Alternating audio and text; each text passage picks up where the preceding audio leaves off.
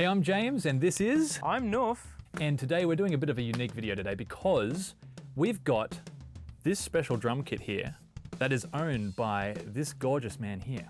Yes, thank you very much. Ladies and gentlemen, we are going to present the Noble and Cooley brand of drum kits.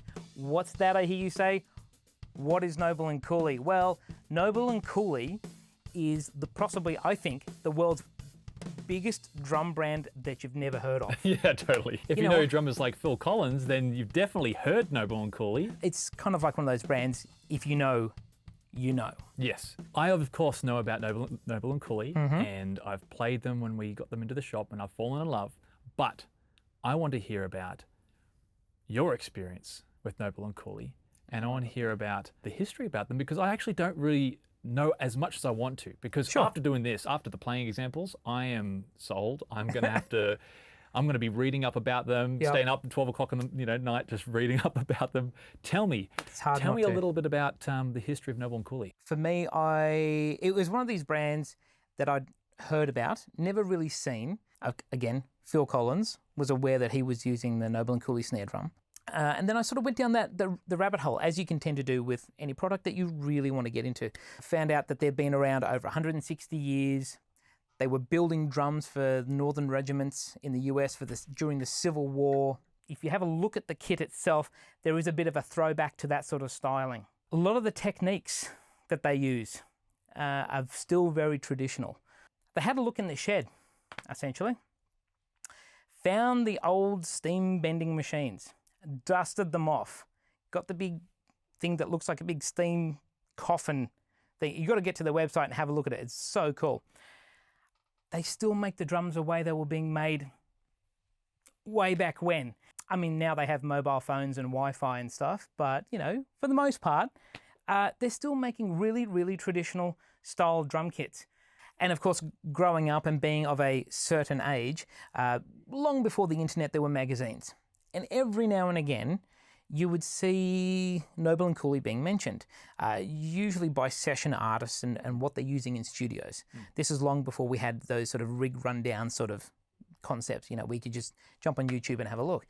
So it was a name that it's not so unfamiliar to me, but I didn't really know. Anyway, turns out we got a few of the kits in. I heard you playing them when they first came in. I heard a few other people playing them. Yeah, whenever I'd get on the kit, Noof's little head will poke over the stairwell and go, is that the Noble and Cooley? And I'm like, yep, every time. Absolutely. And where I sit in the shop in Better Music, if you haven't been in store, you need to get in and check it out. But I'm a long way from the drum section.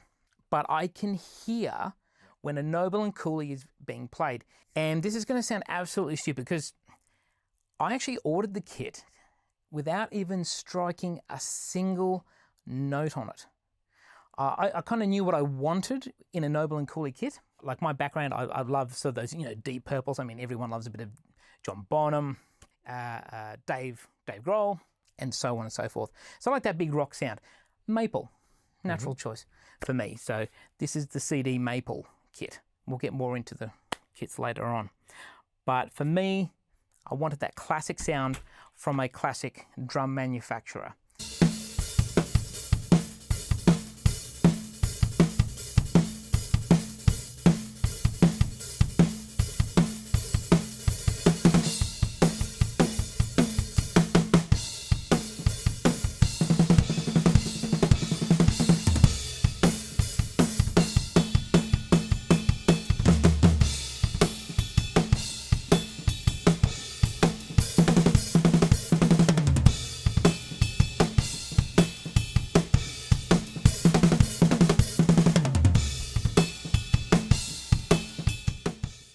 Noble and Cooley only have, what is it, 2 or 3 ranges? Yeah, and then a whole bunch of different snares, but they don't make a cheap medium kit. It's like whatever they make, it's the best. That's right. Of the best. It's the best the same quality, correct? It's all done by hand. It's hand selected.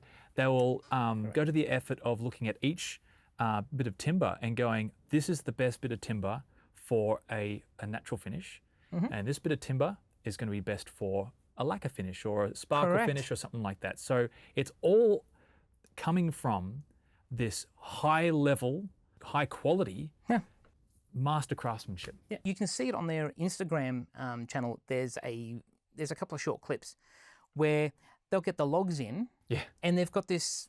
I don't understand my saws, but there's a sawing machine, and it's cutting slabs. Yeah. At their factory. Yes.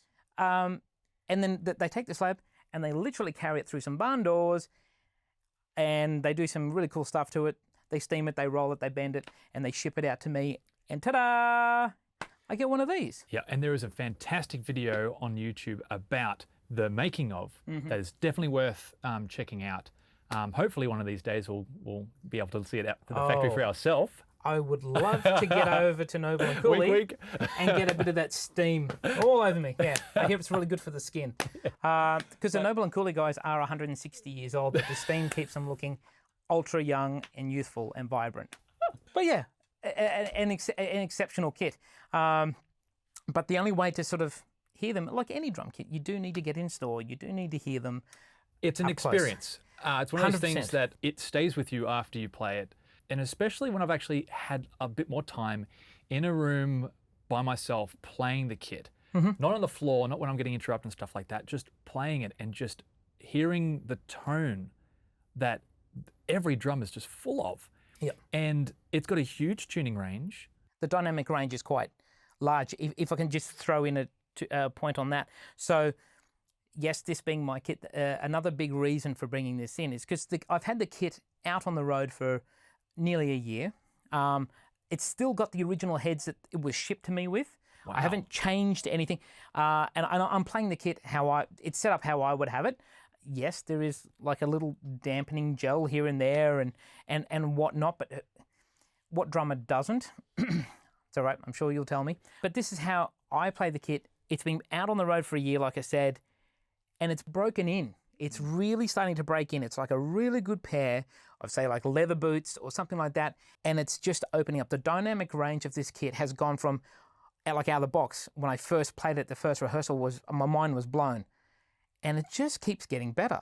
Honestly, hand on heart, I can tell you, nothing has opened up dynamically like a Noble and Cooley drum kit. Yeah, in your experience with all the different kits that you've played. And that's only my opinion. Only my opinion, but nothing. Nothing.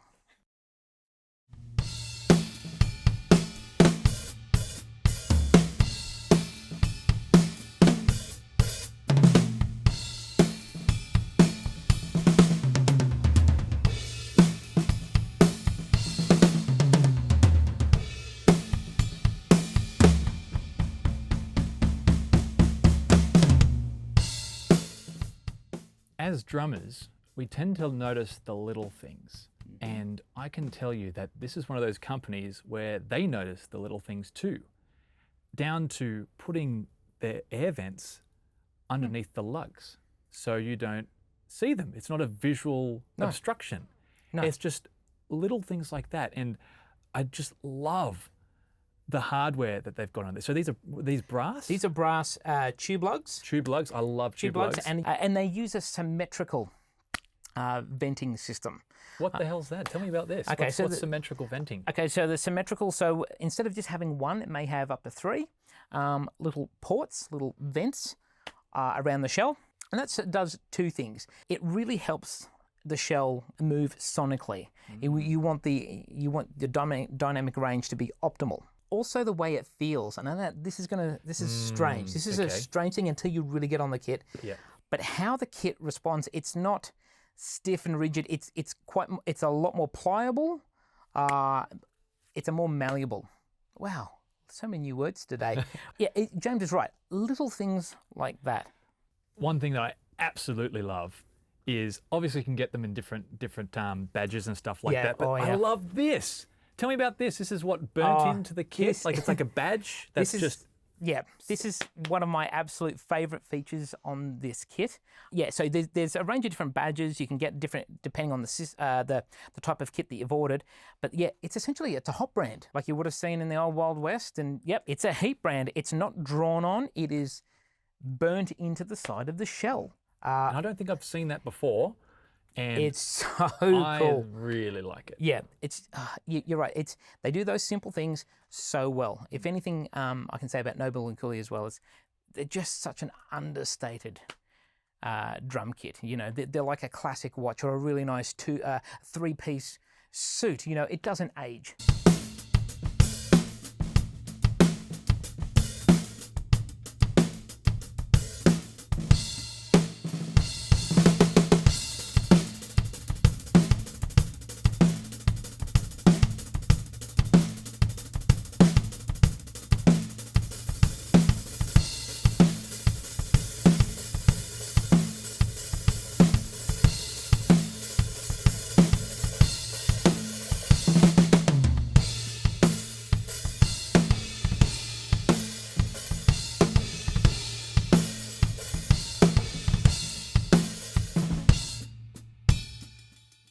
There's another thing I want to learn about Noble and Cooley today. I read somewhere on their website about nodal mounting technology or nodal point mounting technology. So is it something to do with where they put their lugs, where they actually drill them in the shell? 100%, 100%. So cast your mind back. Okay, back in the day, used to drill a big, whopping great big hole in the side of the shell, and then they moved to the pipe being attached to another mount that clips onto the hoop. And as we moved away from attaching things to the actual shell, we've realized that you want this shell to ring, you want it to resonate. So the nodal system is each shell has its own unique frequency. And that can change from the plies through to the timber, the depth, so on and so on. It's most noticeable on the snare drums. You'll see that they generally only have one contact point per lug. Oh, I see. On the snare we're using, there's only one at the bottom. Yeah, it looks like it's about 80% or 70% of the way down. Yeah. So for that particular shell, that's its sweet spot. So if it goes in, that's where it's the least resistance to its natural dynamics. It's going to have the least amount of impact, I should say. So in other words, like in that piece of wood, if you were to put your fingers there and put pressure on it, it wouldn't affect the tone. Because obviously when you hit a shell, it'll ring. And then if you put your fingers in certain, it'll start to muffle the shell's resonance. There's certain areas that you don't want to put mounting on. Correct. So I actually hadn't realised that about the snare. That's what they're doing. So and the rest of the shells, like the toms and the kicks, are no different.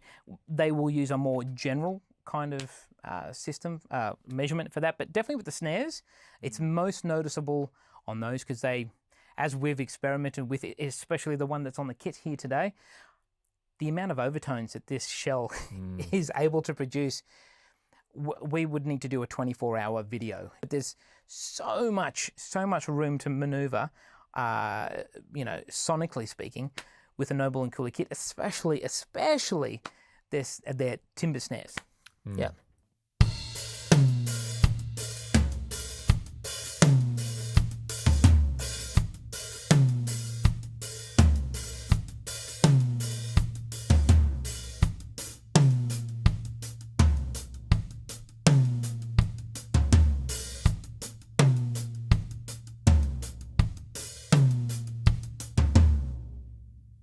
Another feature I've noticed about this drum kit, so those little things, back to little things, is the fact that you can take the drum off the stand and put it on so easily. The mounting system. Do you want to demonstrate this for us and talk to me a little bit about it? Okay, we're watching this. I'm all about as little effort as possible. Other things just reek of effort, but this, it's as easy as that. Don't even worry about the drumsticks. Okay, there we go. I didn't loosen anything. I haven't had to tighten anything. I'm going to turn this around so it's a little easier to see. This is called the Noble and Cooley Cool Mount system. This is just awesome. When I said I've had this kit for a year. I've had it out on the road. Can I just tell you, this is the difference between 4 seconds and maybe up to a minute of setting up a tom. And I'll tell you what, people go, what's the difference between 4 seconds to a minute? Whatever. 3 o'clock in the morning. Packing up. 4 seconds over a minute. I know it's only a minute, but the drummers know what I'm talking about, that undoing the nut, and then it slides off, and it usually slides into, I haven't moved my snare. First rack tom, bang, straight into the snare. That's how you get all those dents on the front side of your shell. This one just lifts straight out. It's this nice, beautiful little hook system. But you know what? I'm just going to pop it straight back on the kit. This is how easy it is to set it back up. Hopefully it's 4 seconds. And there we go. Turn it around. Okay, start the timer. Da-na-na-na. It pops in like that. And that's not going anywhere. That's secure. that's it. And the other thing I've noticed about the mounting system is that, especially when you put it under scrutiny of a microphone, quite a lot of mounting systems, like you'll hit the tom and you go, oh, it sounds great. I've tuned it up perfectly and I've put it on the kit, and then suddenly the tone disappears. It sounds choked. Correct. I have not noticed that with this at all. It's like I hit it off with the mounting system, put it on, it's the same. And to me, so little impact to the shell. Yeah, A+ mounting system. Love it. Non-invasive.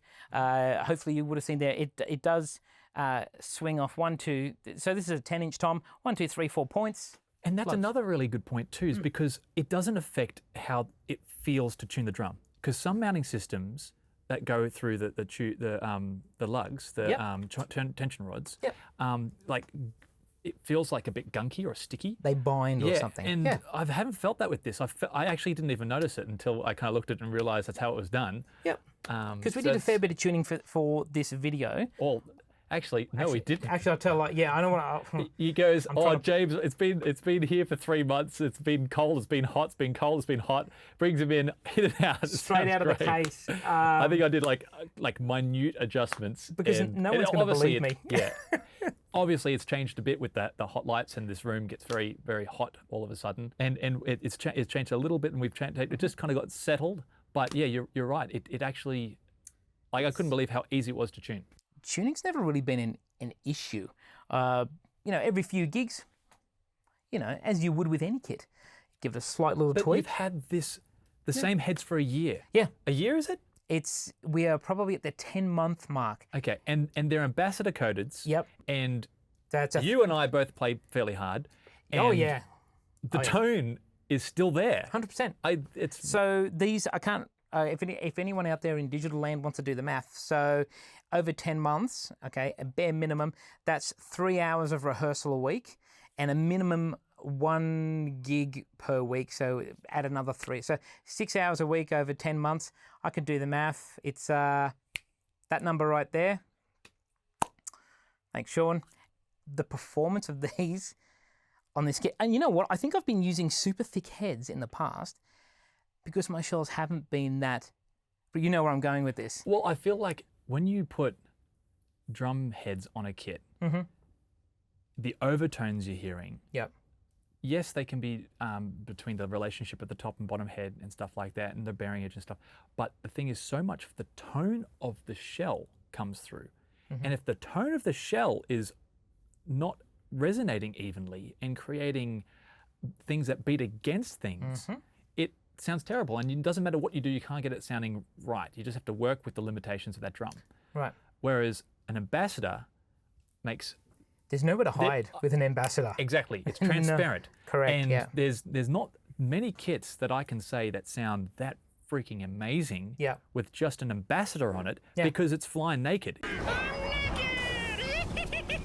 It's just, this is it. That's right. This is the drum shell that we're not hiding behind, 2, 3 layers or whatever of heads, and to get the sound we want. That's just such an open sound. Coated ambassador, tom heads. I think I've got a power stroke clear on the kick. And like a little tiny pillow in there that keeps moving around. There's this tiniest little throw pillow. It looks like a dog's toy, but that's about it.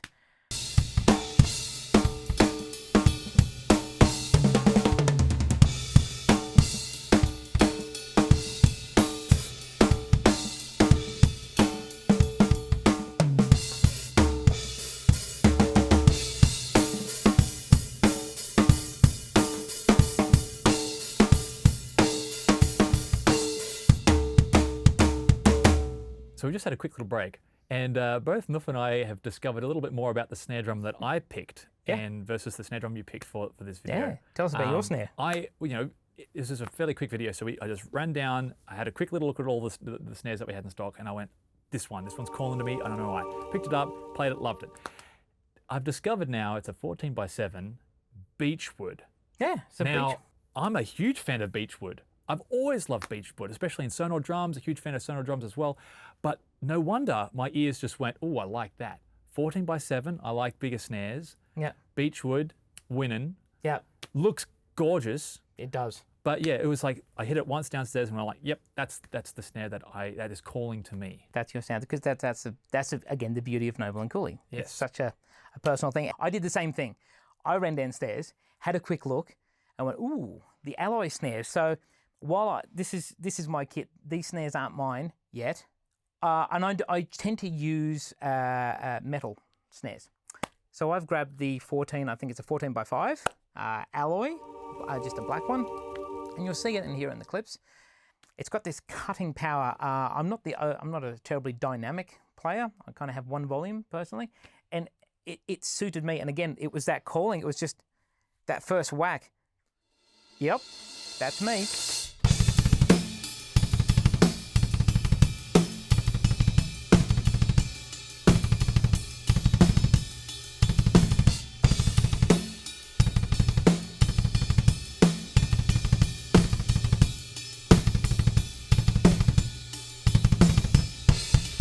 Tell me, I'm pretty sure with this particular kit, there's different thicknesses and pliers or something. Tell me what other specs are these shells for your kit. So I've got a 10x9, 16x16, and what have I got here? It's a 22x20.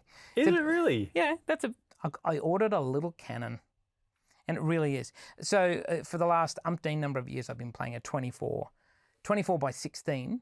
So I still like that low end, but this particular dimension really focuses in that low end. Got another little cannon. It's the 10x9, and it just jumps. It has this thump. To use your words from yesterday, it's vibing. Is that what the kids are saying these days? But it really, really jumps out there, and I personally have an issue with rack toms that are soulless and lifeless. It's like that Christmas ornament that it's on the tree, gets lost. Why is it even on there? It's like cucumber, coriander, and rice crackers. You want it to be there, be musical, I want it not to get be in musical. the way. It's like, you want it Just to add sing. something. Correct. Yeah. There's no reason your drums shouldn't be as melodic as a guitar, as a piano, as a bass, whatever. It has its own voice. And these toms And have these that voice. toms definitely have that, especially with this rack tom. And then I've got the 16x16 floor tom. That is just classic. It's been around forever. It's maple. It works. Is good. Yeah, and that's my kit.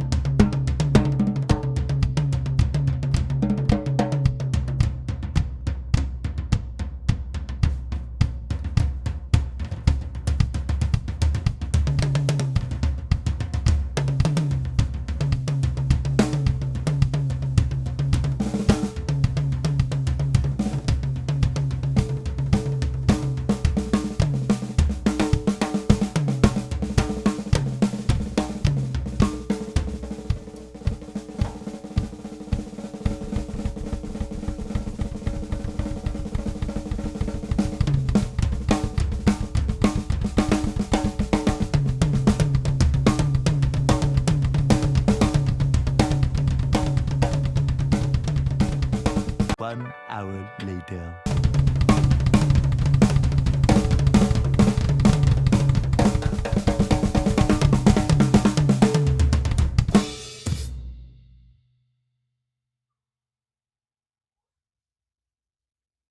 Noble and Cooley is no longer this rarity that you might see once every blue moon, because we're now the Australian distributor of this amazing, Yep. beautiful legacy. Better Music now brings them in. I can't be happier. No. I'm very excited. And we'd like to do a more extensive video about all the different series that they have, different types of kits, Different all their snares. snare drums. Hopefully get some limited edition ones in, like the fractal finishes fractal with the finish. electro things. That, Yeah, beautiful. it looks like lightning's hit the Yep. snare drum, but we're going to do a much deeper dive dive. into Noble and Cooley. Yeah. So, guys, thank you so much for watching today, and thank you for spending time with us while we talk about Noble and Cooley. I've been Noof. I'm James. Thanks for your time, and we'll see you next time.